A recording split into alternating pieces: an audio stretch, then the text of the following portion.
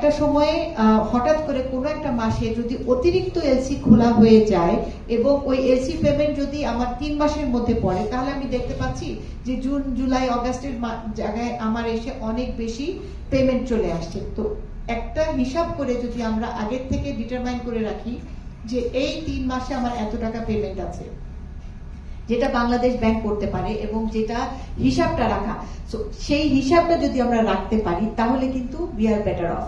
Remittance কত আসবে সেটুকু কিন্তু আমরা 100% বলতে পারছি না, বাট একটা জায়গায় গিয়ে আমরা ধরে নিতে পারছি যে এরকম লেভেলে থাকবে।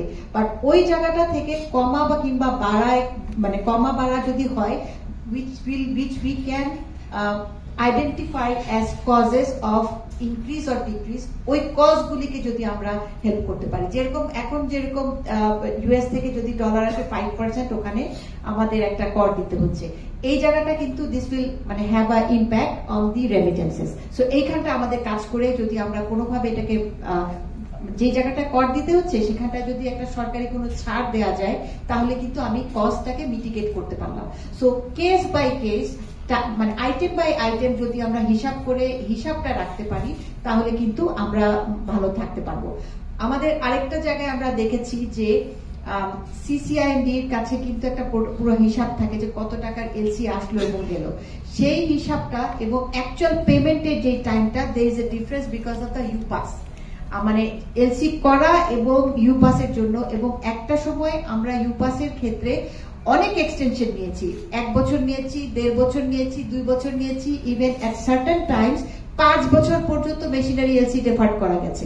তো these are some of the things যেটা আমার এই মানে বাজার ভিত্তিক বিনিময় হারকে ইম্প্যাক্ট করবে।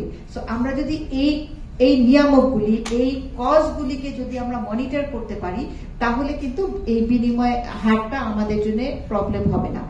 লং টার্মে যদি আমরা 2-3টা জিনিস চিন্তা করতে পারি, আমরা 100% ডিপেন্ডেন্ট অন ডলার্স।